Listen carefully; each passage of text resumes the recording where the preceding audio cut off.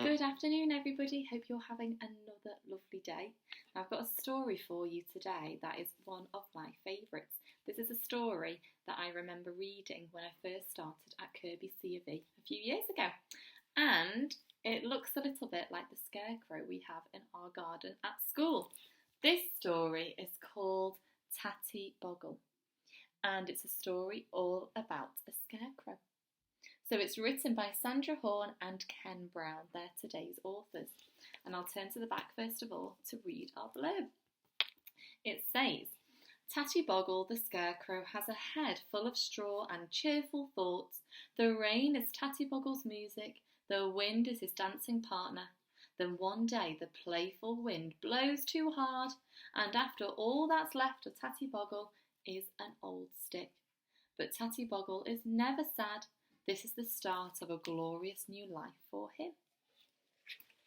Quite a long story, this one, so get yourself into a comfy space and then we can start. Here he is. Tattybogle stood in the middle of a field. He's been there for a long, long time. He was made of sticks and sacks and the farmer's worn-out clothes. His head was full of straw and cheerful thoughts.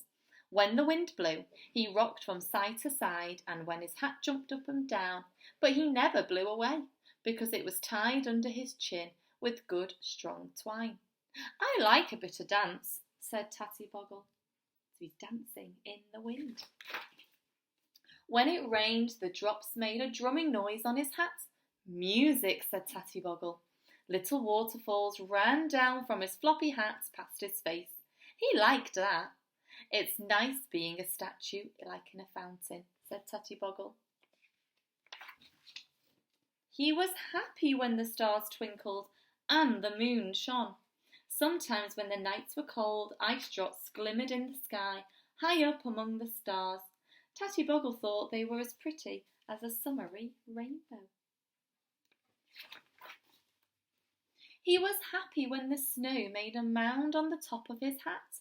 It keeps my brains warm, said Tattybogle. I feel just like a king with a silver crown. So he likes all weathers. One autumn day the wind got up and began to blow very hard. Good stuff, said Tattybogle. But the wind blew harder and louder. Tattybogle was rocked about so much that he felt quite dizzy. Steady on, he said. That's enough. But still the wind grew stronger. It howled like a pack of wolves, tearing leaves and branches from the trees. It snatched some of Tattybogle's stuffing and scattered it all along the hedge. Oh, so I think the wind on this autumn day might be a little bit too strong. Whoops, said Tattybogle, as the top of his hat broke off and his scarf blew away. Oh no, he said, as he spun around twice and his coat buttons were ripped off. Help, he cried, as the wolf wind picked him up and he tossed him into the hedge. His coat and his trousers were away, and his stuffing was thrown into the air. Dearie me, said Tattybogle, all that's left of me is a stick and a few wisps of straw. I hope the farmer will find me soon and mend me again. Uh-oh, he's torn to pieces. But when the farmer came walking through his fields, he said, Bless my soul, the wind has blown Tattybogle all to bits. His coat's in the ditch, his scarf's all tangled up in the holly bush. I wonder where's the rest of him? What's that? Oh, it's only an old stick. Then when he went away again, Well, said the stick, I can't be Tattybogle without any stuffing or clothes. What else can I be? He tried to think, but he couldn't.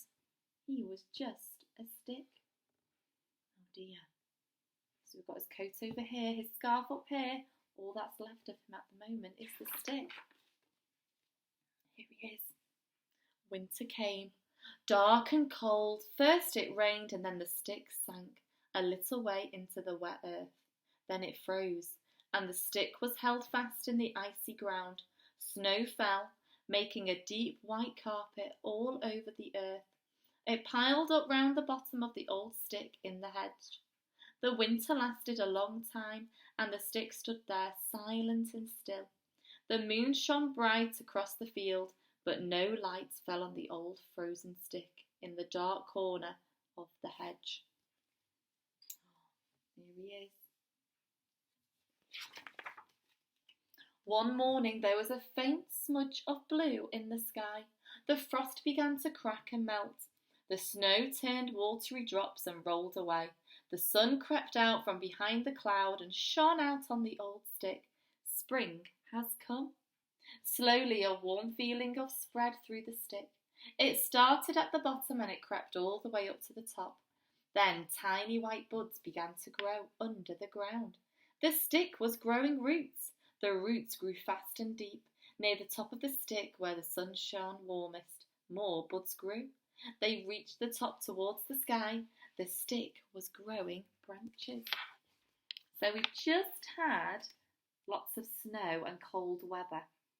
I wonder what you know is happening now. I think the seasons are changing. I wonder what season it's changing into. You see the roots at the bottom and the branches at the top. As the warm days went on, the leaf buds formed. Then it rained and the buds unfolded and opened. New leaves fluttered in the air. A thin, whispery voice from somewhere deep inside of the stick said, "A drop of rain does the power of good." Raindrops pattered on the new leaves. "Music," said the voice. The spring days grew longer and the sun shone. New buds grew and broke into the dance golden catkins.